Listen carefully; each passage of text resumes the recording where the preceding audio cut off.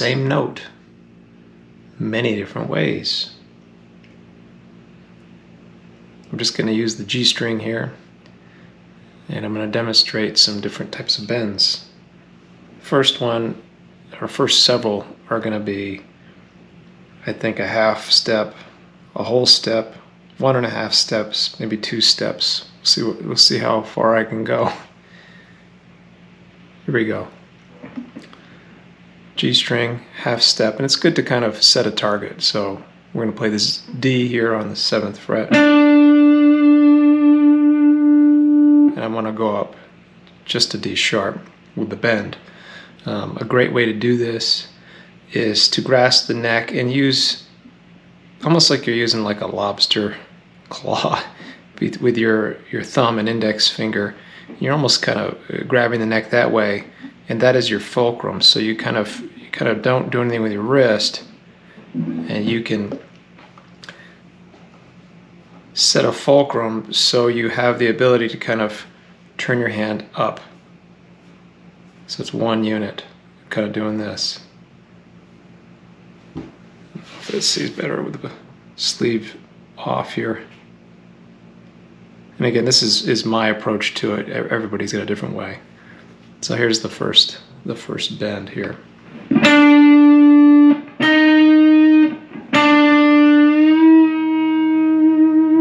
And it's nice to add a little bit of vibrato at the top of the bend because it's a little tough to hold it there, and it's nice to make a note sing. So here that is again.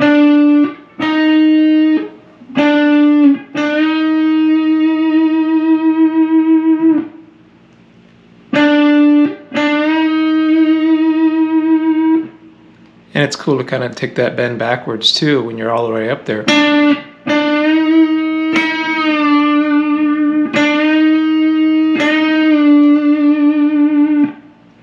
Next, go up to a whole step bend.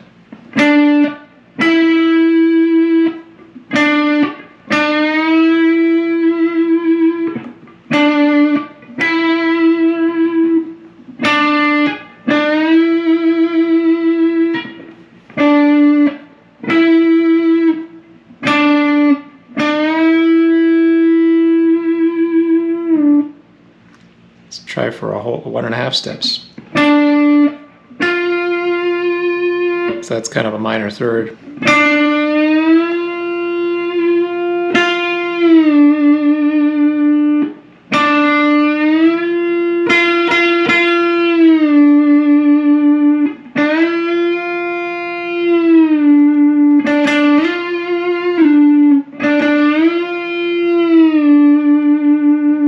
And I think I'll probably just go to a major third or 2 whole steps up, so that's, and then you kind of run out of neck, but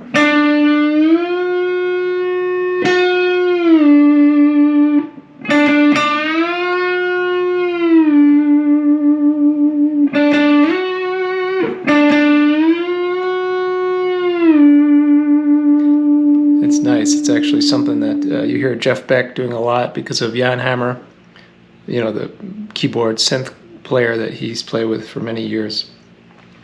The other thing you can do too is you can take the same note and, you know, you can really, not really phrase it, you can phrase it strangely. Sometimes just the attitude that you put in the beginning of the bend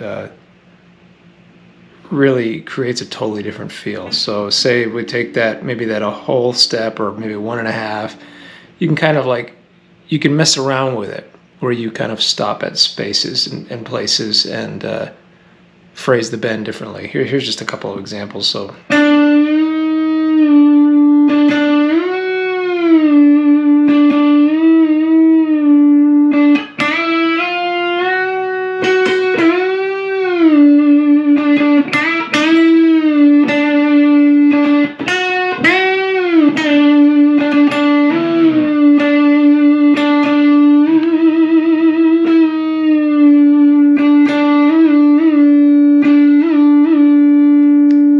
bending down and backwards too, which technically is the same sharpening of the note that you're doing. It just might have a little better ergonomics for you.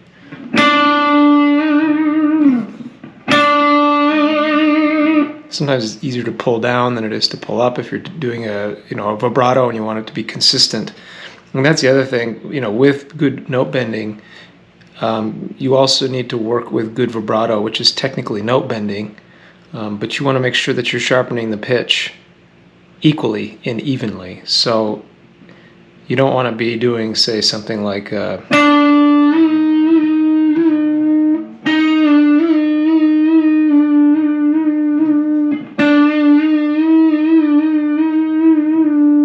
more of a consistent thing where it's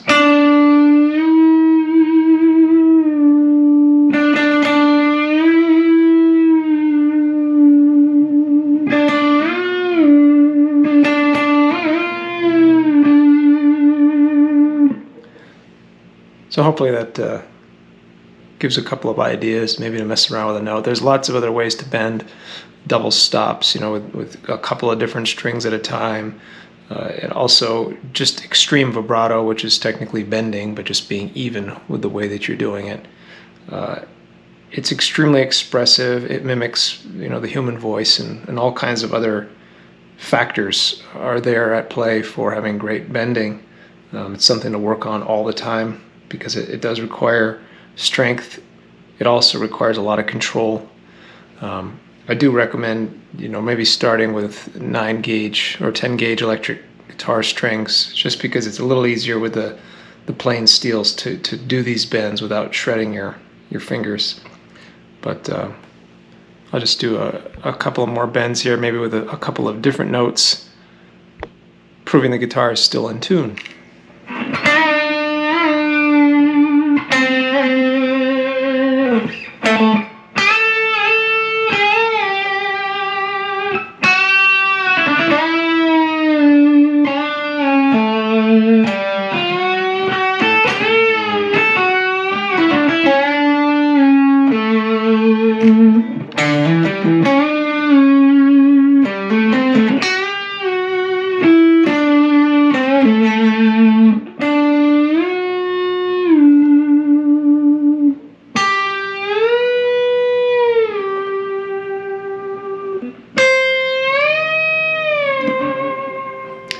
Those major third bends are cool.